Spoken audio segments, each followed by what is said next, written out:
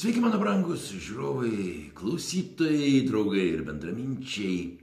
Briuselyje, jo centre, pakraščiuose ir apylinkėse.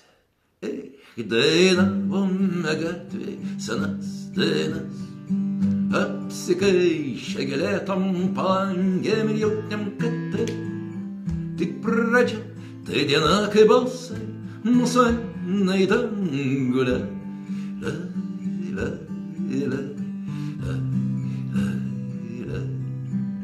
Oi, klausykit, kažkaip labai seniai lankiausi Belgijoje.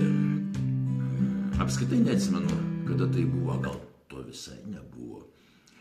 Todėl siūlau nelaukti ir skubiai susitikti, tarkim, kovo 10 dieną.